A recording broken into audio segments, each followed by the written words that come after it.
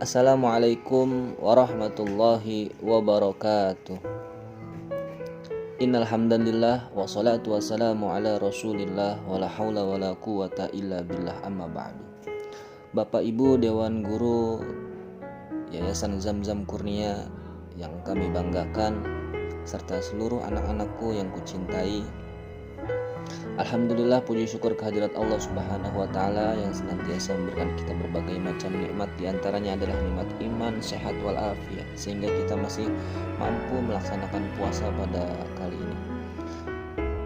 Salat dan salam senantiasa kita limpahkan kepada baginda alam, yaitu Nabi Muhammad SAW. Mudah-mudahan kelak kita mendapatkan syafaat dari beliau, amin ya rabbal alamin. Anak-anakku yang berbahagia, pada kesempatan kali ini Bapak akan membahas tentang yang membatalkan puasa.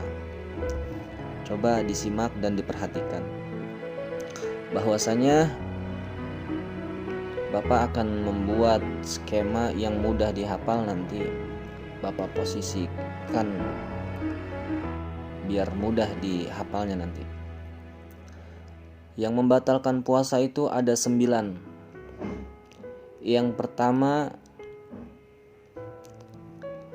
adalah memasukkan sesuatu ke lubang yang 5. Apa aja lubang yang 5? Mulut, hidung, telinga, dan 2 lubang yang bawah, lubang pembuang air besar dan pembuang air kecil. Baik, kita bahas dulu mengenai memasukkan sesuatu ke 5 lubang ini. Yang pertama kita bahas tentang yang mulut. Mulut, memasukkan sesuatu hanya ke dalam mulut saja, maka tidak membatalkan puasa. Yang membatalkan puasanya adalah menelannya. Ingat, yang membatalkan puasa adalah menelannya. Jadi Bapak coba kasih contoh. Seandainya kita memasukkan permen ke dalam mulut kita, batal atau tidak? Jelas jawabannya adalah tidak, karena tidak kita telan. Yang membatalkan sekali lagi adalah menelannya dengan sengaja. Menelan sesuatu dengan sengaja. Kalau ada contoh, misalkan kita masukkan permen dengan sengaja, mencoba daripada keilmuan yang kita pelajarin ini, tapi kita tidak bermaksud untuk menelan, lalu ada suara kucing yang membuat kita kaget, lalu kita tertelan sehingga tertelan permen tersebut, maka hal tersebut adalah batal, karena dasarnya adalah dibuat dari hal yang makruh. Mencoba keilmuan, mencoba memasukkan permen ke dalam mulut, itu adalah hukumnya makruh. Beda sama hal yang kedua, yaitu berkumur ketika berwudu. Berkumur ketika berwudu hukumnya adalah sunnah. Maka kalau kita lagi puasa, tetap ya kita melakukan berkumur dalam berwudu. Berkumur dalam berpuasa itu hukumnya sunnah. Lalu tidak sengaja ada suara petir yang menggelegar sehingga kita kaget dan tertelan air tersebut, maka hal tersebut, peristiwa tersebut tidak membatalkan wudu, tidak membatalkan puasa, karena dasarnya adalah melakukan hal yang sunnah atau yang diperintahkan. Kalau tadi uji coba yang pertama adalah karena memasukkan permen dengan sengaja, hukumnya makruh, lalu tertelan tidak sengaja, tetap membatalkan puasa. Baik, yang selanjutnya adalah masih pada mulut. Sebenarnya waktu dengan yang singkat seperti ini tidak cukup untuk membahas hal yang membatalkan puasa ya. Tapi Bapak coba uraikan secara singkat saja. Masih pada mulut, yaitu tentang menelan ludah. Menelan ludah ada 3 jenis yang tidak membatalkan pada saat kita berpuasa. Apa saja? Yang pertama adalah ludah sendiri. Kok ludah sendiri, Pak? Emang bisa ludah orang lain? Bisa saja ketika kita ngobrol secara berdekatan, lalu ludah dari teman kita terbang ke mulut kita, itu batal. Jadi kalau misalkan kita lagi ngobrol, teman kita ada suka yang bicaranya ludahnya suka terbang ke luar lalu masuk ke mulut kita, itu batal. Yang kedua adalah ludah masih di dalam mulut. Bagaimana maksudnya? Ketika ludah kita masih di dalam mulut kita telan, maka tidak membatalkan puasa, terkecuali ludah kita sudah keluar atau sudah jatuh dari mulut kita, keluar dari mulut kita, jatuh ke lantai atau kemana kita ambil lagi, maka itu batal. Yang ketiga adalah ludah asli belum bercampur. Nah, seperti tadi pada fenomena pertama kita mencoba keilmuan kita dengan memasukkan permen, maka mulut kita masih bercampur ludah kita dengan permen tersebut. Seharusnya kita basuh dengan air, yaitu berkumur-kumur. Ketika permennya kita keluarkan tapi kita belum berkumur-kumur, maka kita menelan ludah, itu akan membatalkan puasa. Kenapa? Karena ludah yang kita telan adalah ludah yang sudah tidak asli. Itu. Maka harusnya tadi berkumur-kumur dulu sebelum kita selesaikan uji coba memasukkan permen tersebut. Baik, itu masih mulut. Sekarang kita melanjut yang kedua, yaitu hidung.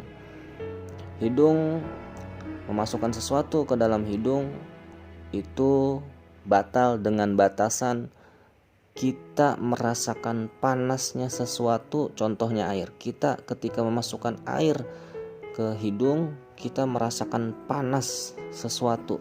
Nah, itu membatalkan puasa. Ketika belum terjadi hal seperti itu, maka tidak membatalkan puasa. Contohnya, kita memasukkan jari tangan kita ke dalam hidung, tidak membatalkan puasa selagi belum terasa yang namanya panas seperti kemasukan air tadi. Yang ketiga adalah telinga. Membatalkan puasa ketika memasukkan sesuatu ke dalam telinga, yaitu dengan catatan batasannya jari kelingking. Jari kelingking kita masukkan ke dalam telinga, maka tidak membatalkan puasa. Hanya batasannya jari kelingking ya. Jari kelingking kita masukkan ke dalam telinga, itu tidak membatalkan puasa, terkecuali dengan cotton bud, dengan hal-hal lainnya yang bisa melebihi daripada masuk daripada jari kelingking, maka itu membatalkan puasa. Batasannya adalah jari kelingking. Ketika kita gatal-gatal di telinga, kita masukkan jari kelingking kita, selagi kelingking yang masuk tidak akan membatalkan puasa. Selanjutnya yaitu dua lubang yang bawah, lubang pembuang air besar dan lubang pembuang air kecil. Secara sengaja memasukkan sesuatu ke dalamnya, yaitu batal. Baik, tadi yang pertama memasukkan sesuatu ke lubang yang 5. Yang kedua membatalkan puasa adalah muntah dengan sengaja. Sengaja-ngaja kita masukkan sesuatu ke mulut kita agar kita muntah, maka itu batal, membatalkan puasa. Nah, kalau tidak sengaja maka tidak membatalkan puasa. Dengan catatan setelah muntah kita harus membilas mulut kita dengan air putih. Ini tidak untuk ditelan, hanya untuk membersihkan sisa-sisa muntah yang ada di mulut. Kenapa? Karena nanti akan kembali kepada pasal yang pertama, yaitu menelan ludah yang asli. Nah, belum tercampur. Ketika misalkan kita tidak basuh muntah kita karena ada najis, muntah itu najis masih terdapat di mulut kita telan ludah, maka batal. Harus kita bilas dengan air putih, yaitu supaya menghilangkan najis tersebut. Sekalipun kita 1000 kali kita meludah untuk menghilangkan muntah yang ada di mulut, tidak akan menghilangkan najis. Najis itu bisa dihilangkan dengan air. Baik, yang selanjutnya tadi udah 1 dan 2 ya. Sekarang 3, 4. Bapak bikin simpel. 1, memasukkan sesuatu ke lubang yang 5. 2, muntah dengan sengaja. 3, senggama dan keluar mani dengan sengaja. 3, 4. 3, senggama. 4, keluar mani dengan sengaja. Bapak tidak perlu bahas hal yang itu karena mudah dipahami. Yang kelima, ke-6 dan ke-7.